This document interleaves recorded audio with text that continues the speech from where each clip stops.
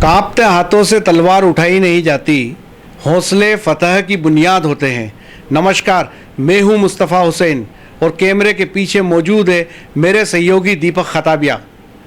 शायर की ये दो लाइनें जिस शख्सियत पर पूरी तरह फिट बैठती है। पत्रकारिता की ऐसी अजीम शख्सियत इस समय नीमच में हमारे साथ मौजूद है,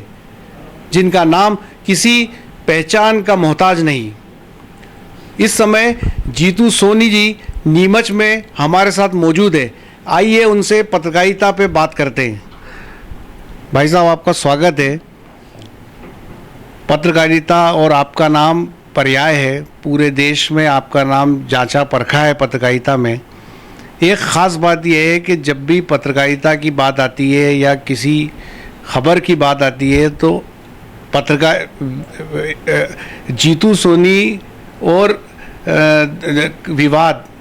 इनका चोली दामन का साथ क्यों दिखता है? उसकी जो सबसे बड़ी वजह है, जो आपने सवाल उठाया है,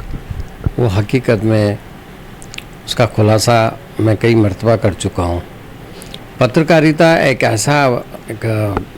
फील्ड है कि जिसमें आने के बाद आप यदि उसके हवा के विपरीत यदि कोई भी ऐसे पत्रकारिता करते हैं तो आपको बिल्कुल ऐसी आफतों का सामना करना पड़ता है। ख़ास तौर से जब आप कोई खोजी पत्रकारिता करते हैं और किसी को जब बेनकाब करके उसका असली चेहरा समाज के सामने लाते हैं तो उसके पास सबसे बड़ा जो एक हथियार होता है पत्रकार को बदनाम करने के लिए, वो होता है वो ब्लैकमेलिंग का। और मेरी जैसी शख्सियत के साथ जो सबसे बड़ी बात जुड़ जाती है कि मैं एक ऐसी शख्सियत उस शहर में या मध्य प्रदेश में हुआ कि जिसको ये दबाने की लाख कोशिश करते हैं पर वो उसमें वो सफल कामयाब नहीं हो पाते। इस वजह से उस पर मेरे पे माफिया का या गुंडागर्दी का और भी कई तरीके की ऐसी बातें होती हैं जो आरोप लगाए जाते हैं, किंतु मैं उसकी कभी परवाह नहीं की। मैं जिस मकसद को लेकर, जिस मिशन को लेकर पत्रकारिता के क्षेत्र में आया था, उस मिशन को आज मैंने बरकरार रखा है। और सबसे बड़ी बात है कि आज जिस तरीके से, जिस दौर से पत्रकारिता का जो एक दौर गुजर रहा है, उसमें ख़ास तौर से मैं कहूँगा कि जो गोदी मीडिया का नाम से जिस तरीके से आज का जो चलन बना हुआ है, उस दौर में हम लोगों ने हवा के विपरीत काम करते हुए आज किसी की मोहताजी नहीं रखी है। और शायद यही एक जो मेरा अंदाज़ है वो इन लोगों को बेहद खलता है। और जब इनकी सच्चाई सामने आती है तब मुझे ऐसा लगता है कि वास्तव में मैं इस क्षेत्र में आके मैंने अपने कर्म को सार्थक किया है और मैं जो चाहता था उसमें काफ़ी कुछ हद तक सफल रहा। तो आपने बड़ी बात बोली, और जो बात गोदी मीडिया की आपने बोली, उसके साथ साथ एक बात और देखने में आ रही है कि इस समय देश का जो पॉलिटिशियन है वो भी काफ़ी ताकतवर हो गए हैं। ऐसी स्थिति के अंदर उनके खिलाफ लिखना एक कितना बड़ा जोखम दिखता है आपको? जोखम तो पूरा है, और ख़ास तौर से जब ये जितने पावरफुल जो लोग हैं और जहाँ पे उनके पास मसल्स पावर होता है, उनके पास मनी पावर होता है, वो हर तरीके से दबाने की पूरी कोशिशें करते रहते हैं। और मैं समझता हूँ कि आज हम जैसे लोग उस चीज़ को झेल जाते हैं, पर मुझे ऐसा लगता है कि जब एक छोटा पत्रकार या कोई एक किसी मीडिया हाउस में काम करने वाला एक कोई पत्रकार साथी होता है, वो किन हालातों से गुजरता होगा वो मुझे अंदाज़ नहीं है, पर मुझे ऐसा लगता है कि उस वक्त उसे शायद बहुत घुटन सी महसूस होती होगी कि वो अपनी कलम के साथ न्याय नहीं कर पाता है। आप आंचलिक पत्रकारिता के भी हामी रहे हैं, तो क्या लगता है आपको कि जो ग्रामीण पत्रकार है, छोटा पत्रकार है, जिनको किसी प्रकार की कोई सुविधा नहीं होती, एक्रीडेशन नहीं होता, किसी प्रकार की प्रशासनिक और सरकारी मदद नहीं होती, वो कितने विपरीत परिस्थिति में पत्रकारिता को आगे ले जाता होगा? जो आंचलिक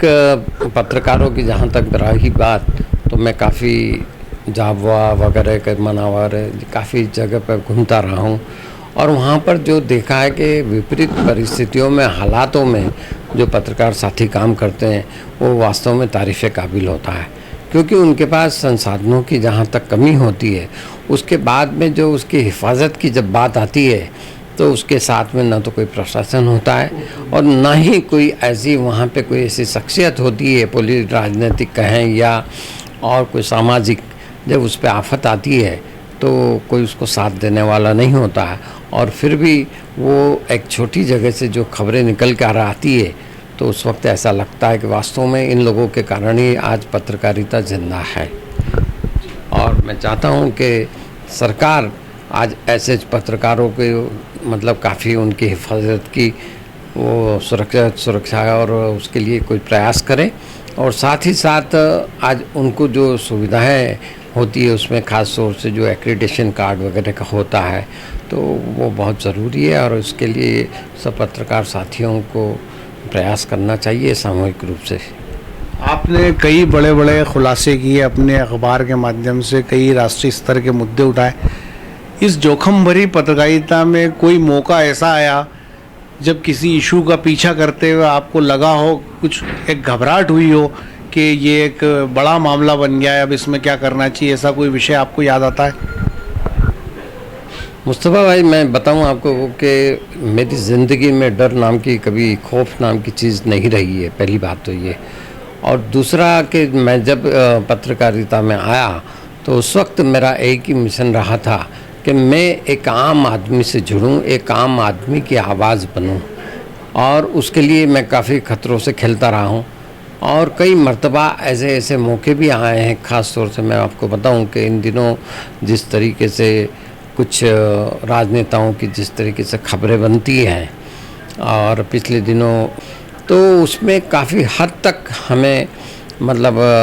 घेरने की कोशिशें की गई है, तरह तरह के आरोप, और बहुत प्रयास किए गए खरीदने के, और बहुत तरीके से समझौते करने की भी बातें आई। किंतु जहाँ तक मैं समझता हूँ कि जब आप में कभी कोई हौसला है और आप निर्भीक हैं, आप निस्वार्थ हैं और निष्पक्ष हैं, तो वहाँ पर दुनिया की कोई ताकत कलम को कभी रोक नहीं सकती है। और यही वजह है कि उन्होंने मुझ पर 100 करोड़ रुपए का मानहानि का दावा ठोका, और उसके बाद मैं आज बड़े फ़ख्र के साथ कह रहा हूँ आपको कि आज दिन तक वो लोग कभी कोर्ट में कभी हाज़िर नहीं हुए। और यही अखबार की जीत है, और यही खबर की सच्चाई की बहुत बड़ी प्रामाणिकता है। सही बात कही आपने कि ये जब आप किसी इशू को लेके पढ़ते हैं पीछे, तो आखिरी उसको सीन क्रिएट करके ही वापस होते हैं। आज के इस दौर में जब पत्रकारिता इतने मुश्किल और जोखिम से निकल रही है, नए पत्रकारों को आप क्या कहना चाहेंगे? मैं ये चाहता हूँ कि पत्रकार साथी जब भी कोई खबर लिखते हैं तो वो प्रमाण पहले इकट्ठे करें, और खबर की सच्चाई तक पहले पहुँचे, उसके बाद खबर के साथ में किस तरीके से उसको पेश आना है वो तय करें। और उसके लिए बहुत ज़रूरी होता है कि आज जो भी पत्रकार साथी या तो किसी मीडिया हाउस में हैं तो वहाँ पर उनके मालिक उनके साथ किस तरीके से बर्ताव करते हैं, उनका क्या रुख होता है, उसके ऊपर भी काफ़ी कुछ हद तक पूरा डिपेंड होता है। पर मैं चाहता हूँ कि पत्रकार जो आज जितने भी फ्रीलांसर हैं या जो अपने अपने अखबारों के खुद संचालन करते हैं, तो उनके लिए बहुत ज़रूरी है कि जब भी खबर है तो खबर इस तरीके की हो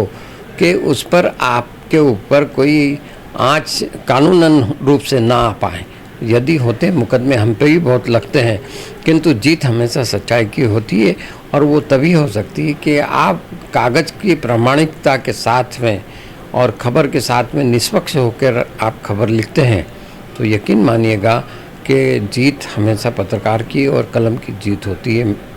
और ये पिछले 26 सालों में मैंने देखा है कि हम लोगों पर कई तरह के ऐसे दबाव आए, कई तरह के मुकदमे लगे हैं, किंतु आज दिन तक एक भी मुकदमा मेरे खिलाफ़ कभी नहीं गया है, और हर मुकदमे में हम जीत कर आए हैं। और मैं कोशिश यही करता हूँ कि जो एक दौर हमने शुरू किया है वो दौर पत्रकारों के लिए एक नई एक आयाम बने, और काफ़ी इससे लोगों को सीखने का मौका मिले। और काफ़ी हद तक मैं पत्रकार साथियों को ये हमेशा समझाता रहता हूँ कि इसके लिए हर जगह छोटे छोटे वर्कशॉप वगैरह हों,